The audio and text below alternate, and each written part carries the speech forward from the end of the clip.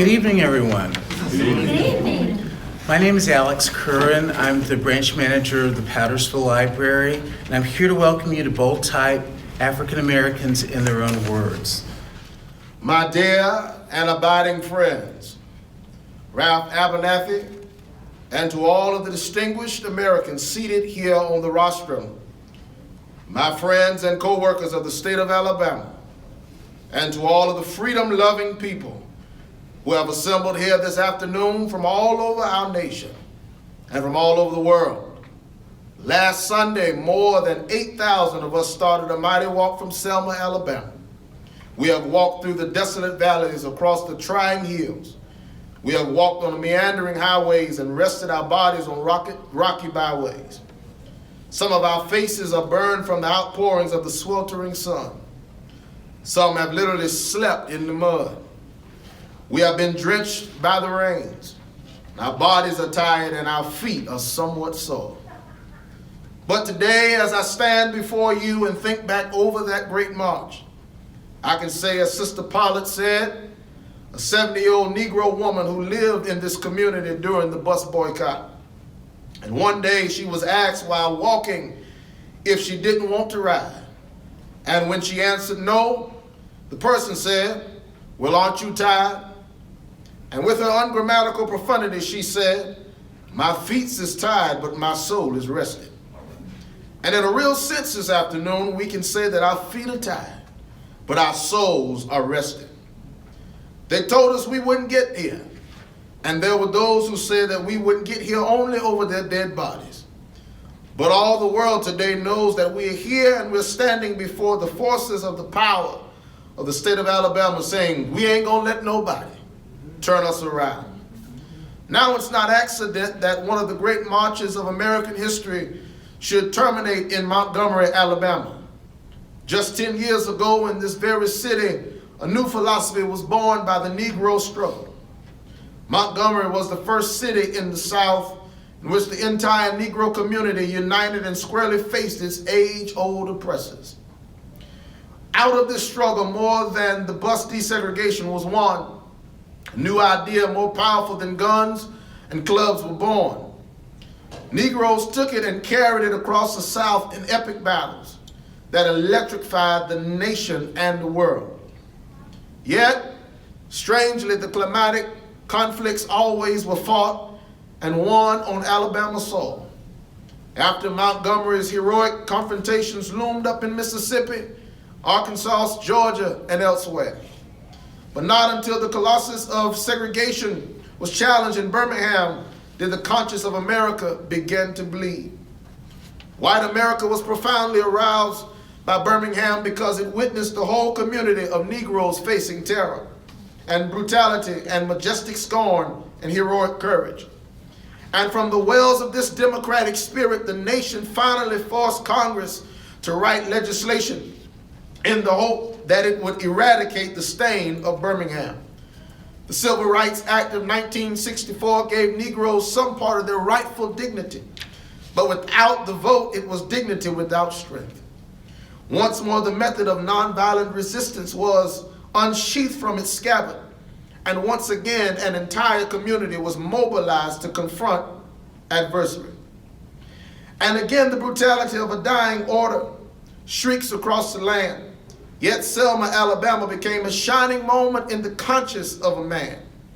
If the worst in American life lurked in these dark streets, the best of American instincts arose passionately from across the nation to overcome it.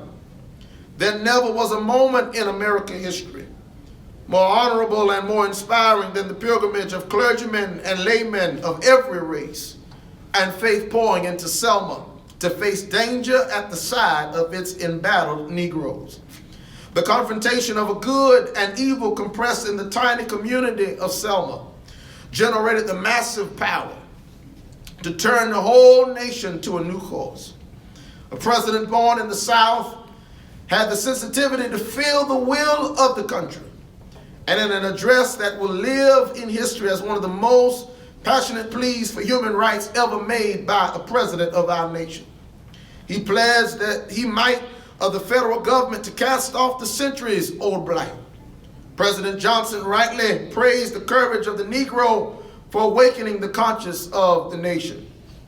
And on our part, we must pay our profound respects to white Americans who cherish their democratic traditions over the ugly customs and privileges of generations and come forth boldly to join hands with us. From Montgomery to Alabama, from Birmingham to Selma, from Montgomery to Birmingham, from Birmingham to Selma, from Selma back to Montgomery, a trail wound in a circle long, often bloody, yet it has become a highway from darkness. Alabama has tried to nurture and defend evil, but evil is choking to death in the dusty roads and streets of this state.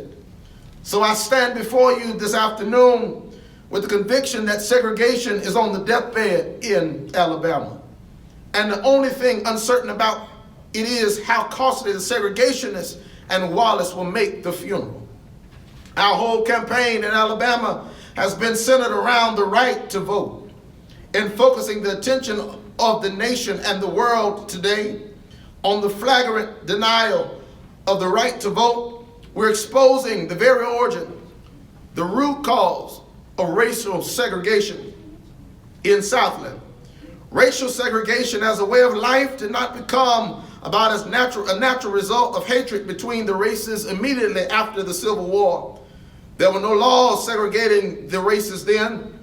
And as noted historian C. Van Woodward in his book, The Strange Career of Jim Crow, clearly points out the segregation of the races was really a political stratagem employed by the emerging Bourbon interest in the South to keep the Southern masses divided and Southern labor the cheapest in the land.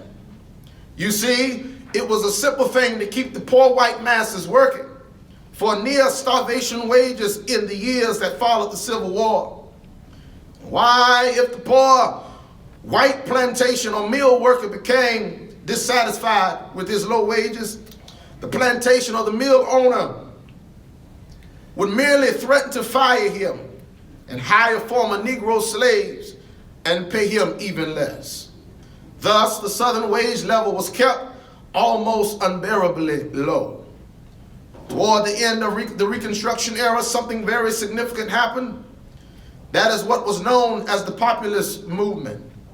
The leaders of this movement began awakening the poor white masses and the former Negro slaves to a fact that they were being fleeced by emerging Bourbon interest. Not only that, but they began uniting the Negro and white masses into a voting bloc that threatened to drive the Bourbon interest from the command post of political power in the South. To meet this threat, the Southern aristocracy began immediately to engineer this development of segregated society. And I want you to follow me through here because this is very important for you to see the roots of racism and the denial of the right to vote. Through their control of mass media, they revised the doctrine of white supremacy. They saturated the thinking of the poor white masses with it, thus clouding their minds to the real issue involved in the populist movement. They then directed the placement of the books of the South of laws that made it a crime for Negroes and whites to come together as equals at any level. And that did it. That crippled and eventually destroyed the populist movement of the 19th century. If it may be said of the slavery era that the white man took the world and gave the Negro Jesus, then it may be said of the Reconstruction era that the Southern aristocracy took the world and gave the poor white man Jim Crow. He gave him Jim Crow, and when his wrinkled stomach cried out for food that his empty pockets could not provide, he ate Jim Crow, a psychological bird that told him that no matter how bad off he was, at least he was a white man better than a black man. And he ate Jim Crow. And when his undernourished children cried out for the necessities that his low wages could not provide, he showed them Jim Crow signs on the buses and in the stores, on the streets and in the public buildings. And his children too learned to feed upon Jim Crow. their last outpost of psychological oblivion. Thus, the threat of the free exercise of the ballot by the Negro and the white masses alike resulted in the establishment of a segregated society. They segregated Southern money from the poor whites. They segregated Southern mores from the rich whites. They segregated Southern churches from Christianity. They segregated Southern minds from honest thinking and segregated the Negro from everything. That's what happened when the Negro and the white masses of the South threatened to unite and build a great society. A society of justice where none would prey upon the weakness of others. A society of plenty where greed and poverty would be done away. A society of brotherhood where every man would respect the dignity and worth of human personality. We've come a long way since the travesty of justice was perpetrated upon the American mind. James Weldon Johnson put it eloquently. He said, "We have come over a way that with tears have been watered. We have come treading our paths through the blood of the slaughtered. Out of the gloomy past, till now we stand at last, where the white gleam of our bright star is cast. Today I want to tell the city of Selma. Today I want to say to the state of Alabama. Today I want to say to the people of America and the nations of the world that we are not about to turn around. We're on the move now. Yes, we're on the move, and no wave of racism can stop us. We're on the move now. The burning of our churches will not deter us. The bombing of our homes will not dissuade us. We're on the move now. The beating and killing of our clergymen and young people will not divert us. We're on the move now. The wanton release of their known murderers would not discourage us. We're on the move now. Like an idea whose time has come, not even the marching of mighty armies can halt us. We are moving to the land of freedom. Let us therefore continue our triumphant march to the realization of the American dream. Let us march on segregated housing until every ghetto or social and economic depression dissolves, and Negroes and whites live side by side in decent, safe, and sanitary housing. Let us march on segregated schools until every vestige of segregated and inferior education becomes a thing of the past, and Negroes and whites study side by side in the socially healing context of a classroom. Let us march on poverty until no American parent has to skip a meal so that children may eat. March on poverty until no starved man walks the streets of our cities and towns in search of jobs that do not exist. Let us march on poverty until wrinkled stomachs in Mississippi are filled, and the idle industries of the Appalachia are realized and revitalized, and broken lives in sweltering ghettos are mended and remolded. Let us march on ballot boxes until race baiters disappear from the political arena. Let us march on ballot boxes until the salient misdeeds of bloodthirsty mobs will be transformed into the calculated good deeds of orderly citizens. Let us march on the ballot boxes until the Wallaces of our nation tremble away with silence. Let us march on the ballot boxes until we send to our city councils, state legislators, and the United States Congress men who will not fear to do justly, love mercy, and walk humbly with God. Let us march on ballot boxes until brotherhood becomes more than a meaningless word in an opening prayer, but the order of the day on every legislative agenda. Let us march on ballot boxes until all over Alabama, God's children will be able to walk in the earth in decency and honor. There's nothing wrong with marching in this sense. The Bible tells us that the mighty men of Joshua merely walked around the walled city of Jericho, and the barriers to freedom came tumbling down. And I like that old Negro spiritual. Joshua fit the battle of Jericho in its simple yet colorful depiction of that great moment in biblical history. It tells us that Joshua fit the battle of Jericho. Joshua fit the battle of Jericho, and the walls came tumbling down. Up to the walls of Jericho they marched, spear in hand. Go blow them ram horns, Joshua cried, because the battle am in my hand. These words I have given you just as they were given us by the unknown, long dead, dark-skinned originator. Some now long gone black bard bequeathed to posterity these words in ungrammatical form, yet with empathetic pertinence for all of us today. The battle is in our hands, and we can answer with creative nonviolence the call to higher ground to which the new directions of our struggle summons us. The road ahead is not altogether a smooth one. There are no broad highways that lead us easily and inevitably to quick solutions, but we must keep going. In the glow of the lamplight on my desk, a few nights ago, I gazed again upon the wondrous sign of our time, full of hope and promise of the future. And I smiled to see in the newspaper photographs of many a decade ago, the faces so bright, so solemn, of our valiant heroes, the people of Montgomery. To this list may be added the names of all those who have fought and yes, died in the nonviolent army of our day. Medgar Evers, 3 civil rights workers in Mississippi last summer, William Moore, as has already been mentioned, the Reverend James Reeb, Jimmy Lee Jackson, and 4 little girls in the Church of God in Birmingham on Sunday morning. But in spite of this, we must go on and be sure they did not die in vain. The pattern of their feet as they walked through Jim Crow barriers in the great stride toward freedom is the thunder of marching men of Joshua, and the world rocks beneath their tread.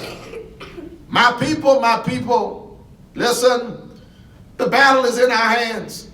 The battle is in our hands in Mississippi and Alabama and all over the United States. I know there's a cry today in Alabama. We see it in numerous editorials. When will Martin Luther King, SCLC, SNCC, and all of these civil rights agitators, and all the white clergymen and labor leaders, and students and others get out of the community and let Alabama return to normalcy? But I have a message that I would like to leave with Alabama this evening. That is exactly what we don't want. We will not allow it to happen. For we know it was normalcy in Marion that led to the brutal murder of Jimmy Lee Jackson. It was normalcy in Birmingham that led to the murder on Sunday morning of 4 beautiful, unoffending, innocent girls. It was normalcy on Highway 80 that led state troopers to use tear gas and horses and billy clubs against unarmed human beings who were simply marching for justice. It was normalcy by a cafe in Selma, Alabama, that led to the brutal beating of Reverend James Reeb. It was normalcy over our country, which leaves the Negro perishing on a lonely island of poverty in the midst of a vast ocean of material prosperity. It was normalcy all over Alabama that prevents the Negro from becoming a registered voter. No, we will not allow Alabama to return to normalcy. The only normalcy that we will settle for is the normalcy that recognizes the dignity and worth of all God's children. The only normalcy we'll settle for is the normalcy that allows judgment to run down like waters and righteousness like a mighty stream. The only normalcy that we will settle for is the normalcy of brotherhood, the normalcy of true peace, and the normalcy of justice. And so as we go away this afternoon, let us go away more than ever before committed to this struggle and committed to nonviolence. I must admit to you, there are still difficult days ahead. We're still in a season of suffering in many of the black belt counties of Alabama, many areas of Mississippi, many areas of Louisiana, I must admit to you, there's still jail cells waiting for us and a dark, difficult moments. But if we will go on with the faith that nonviolence and its power can transform dark yesterdays into bright tomorrows, we'll be able to change all of these conditions. And so I plead with you this afternoon as we go ahead, remain committed to nonviolence. Our aim must never to be to defeat or humiliate the white man, but to win his friendship and understanding. We must come to see that the end we seek in a society at peace with itself, a society that can live with its conscience. And that will be a day not of the white man, not of the black man. That will be the day of man as man. And I know you are asking today, how long will it take? Somebody's asking, how long will prejudice blind the visions of men, darken their understanding, and drive bright-eyed wisdom from her scared sacred throne? Somebody's asking, when will wounded justice, lying prostrate on the streets of Selma and Birmingham and communities all over the South, be lifted from this dust of shame to reign supreme among the children of men? Somebody's asking, when will the radiant star of hope be plunged against the nocturnal bosom of this lonely night, plucked from weary souls with chains of fear and the manacles of death? How long will justice be crucified and truth buried? I come to say to you this afternoon, however difficult the moment, however frustrating the hour, it will not be long, because truth crushed to the earth will rise again. How long? Not long, because no lie can live forever. How long? Not long, because you shall reap what you sow. How long? Not long. Truth forever on the scaffold, wrong forever on the throne. Yet that scaffold always sways the future, and behind the dim unknown standeth God within the shadow, keeping watch above his own. How long? Not long, because the arc of the moral universe is long, but it bends toward justice. How long? Not long, because mine eyes have seen the coming of the glory of the Lord. He is trampling out the vintage where the grapes of wrath are stored. He has loosed the faithful lightning of his terrible swift sword. His truth is marching on. He has sounded forth the trumpet that shall never call retreat. He is sifting our hearts of men before his judgment seat. Oh, be swift, my soul, to answer him. Be jubilant, my feet. Our God is marching on. Glory, hallelujah. Glory, hallelujah. Glory, hallelujah. His truth is marching on. On behalf of the great state of Illinois, crossroads of a nation, land of Lincoln, let me express my deep gratitude for the privilege of addressing this convention. Tonight is a particular honor for me because, let's face it, my presence on this stage is pretty unlikely. My father was a foreign student born and raised in a small village in Kenya. He grew up herding goats, went to school in a tin-roof shack. His father, my grandfather, was a cook, a domestic, servant to the British. But my grandfather had larger dreams for his son. Through hard work and perseverance, my father got a scholarship to study in a magical place, America, which stood as a beacon of freedom and opportunity to so many who had come before. While studying here, my father met my mother. She was born in a town on the other side of the world, in Kansas. Her father worked on oil rigs and farms through most of the Depression. The day after Pearl Harbor, he signed up for duty, joined Patton's army, and marched across Europe. Back home, my grandmother raised their baby and went to work on a bomber assembly line. After the war, they studied on the GI Bill, bought a house through FHA, and later moved west, all the way to Hawaii in search of opportunity. And they too had big dreams for their daughter, a common dream, born of two continents. My parents shared not only an improbable love, they shared an abiding faith in the possibilities of this nation. They would give me an African name, Barak, or blessed, believing that in a tolerant America, your name is no barrier to success. They imagined me going to the best schools in the land, even though they weren't rich, because in a generous America, you don't have to be rich to achieve your potential. They are both passed away now. Yet I know that on this night, they look down on me with pride. I stand here today grateful for the diversity of my heritage, aware that my parents' dreams live on in my precious daughters. I stand here knowing that my story is part of the larger American story, that I owe a debt to all those who came before me, and that in no country on earth is my story even possible. Tonight we gather to affirm the greatness of our nation, not because of the height of our skyscrapers, or the power of our military, or the size of our economy. Our pride is based on a very simple premise, summed up in a declaration made over 200 years ago.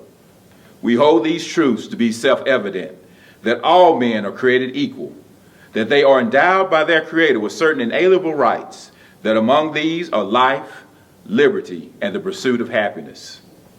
That is the true genius of America, a faith in the simple dreams, the insistence on small miracles, that we can tuck in our children at night and know that they are fed and clothed and safe from harm, that we can say what we think, write what we think, without hearing a sudden knock on the door, that we can have an idea and start our own business without paying a bribe, that we can participate in the political process without fear of retribution, and that our votes will be counted, or at least most of the time.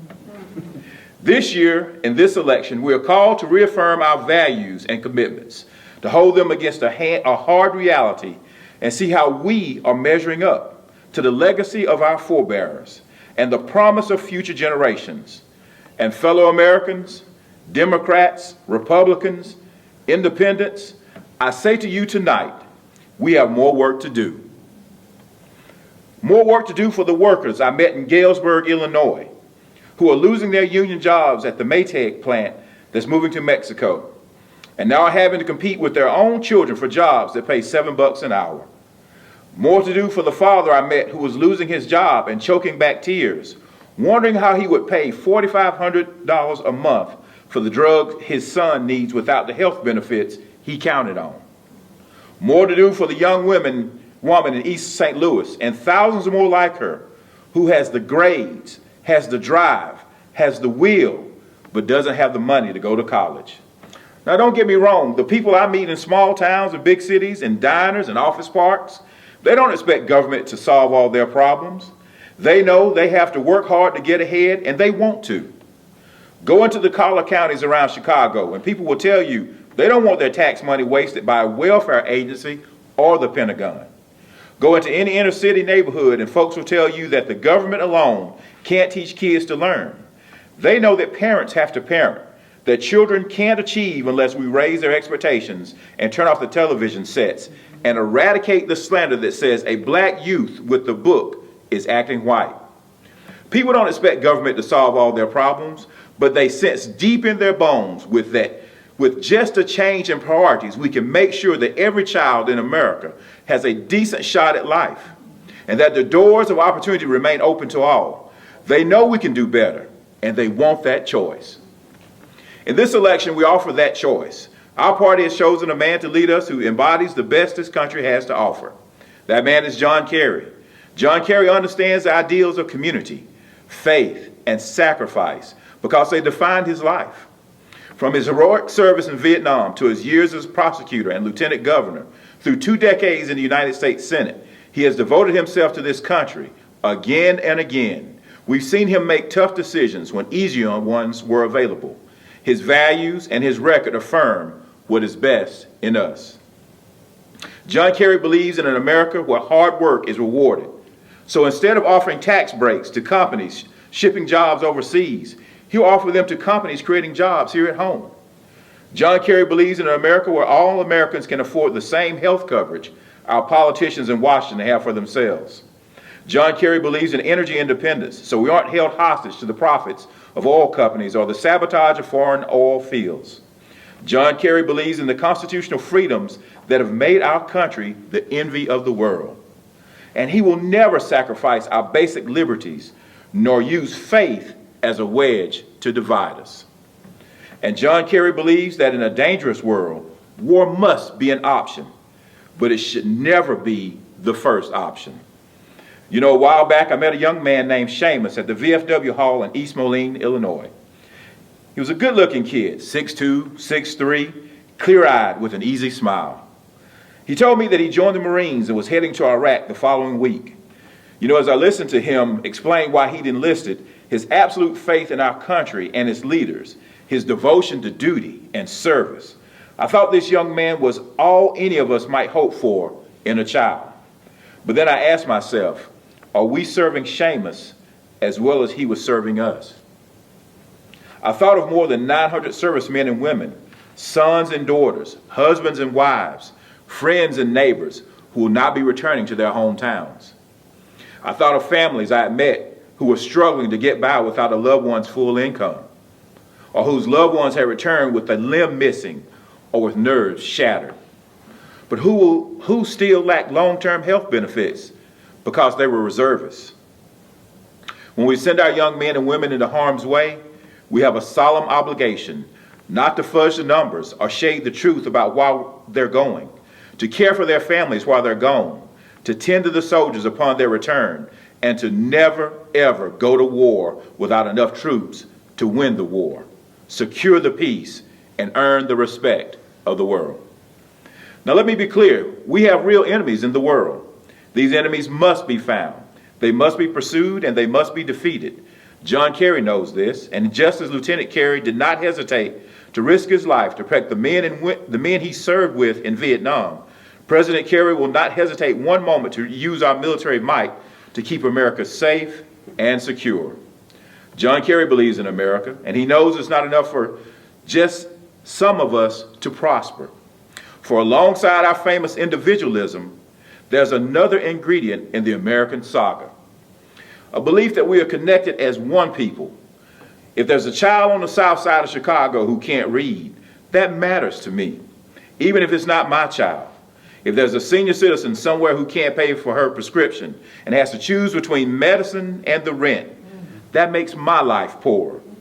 Even if it's not my grandmother. If there's an Arab American family being rounded up without benefit of an attorney or due process, that threatens my civil liberties.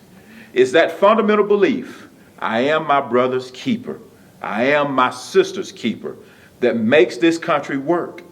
It's what allows us to pursue our individual dreams, yet still come together as a single American family. E pluribus unum. Out of many, one. Yet even as we speak, there are those who are preparing to divide us. The spin masters and negative ad peddlers who embrace the politics of anything goes. Well, I say to them tonight, there's not a liberal America and a conservative America. There's the United States of America. There's not a black America and a white America and a Latino America and an Asian America. There's the United States of America. The pundits like to slice and dice our country into red states and blue states. Red states for Republicans, blue states for Democrats. But I've got news for them too. We worship an awesome God in the blue states. And we don't like federal agents poking around our libraries in the red states. We coach Little League in the blue states and have gay friends in the red states. There are patriots who opposed the war in Iraq and patriots who supported it. We are one people, all of us pledging allegiance to the stars and stripes, all of us defending the United States of America. In the end, that's what this election is about. Do we participate in a politics of cynicism or a politics of hope? John Kerry calls on us to hope. John Edwards calls on us to hope. I'm not talking about blind optimism here. The almost willful ignorance that thinks unemployment will go away if we just don't talk about it. Or the healthcare crisis will solve itself if we just ignore it. No, I'm talking about something more substantial. It's the hope of slaves sitting around a fire singing freedom songs. The hope of immigrants setting out for distant shores. The hope of a young naval lieutenant bravely patrolling the Mekong Delta. The hope of a mill worker's son who dares to defy the odds. The hope of a skinny kid with a funny name who believes that America has a place for him too. is hope in the face of difficulty, hope in the face of adversity. That is the audacity of hope. In the end, that is God's greatest gift to us, the bedrock of this nation, the belief in things not seen, the belief that there are better days ahead. I believe we can give our middle class relief and provide working families with a road to opportunity. I believe we can provide jobs to the jobless, homes to the homeless, and reclaim young people in cities across America from violence and despair.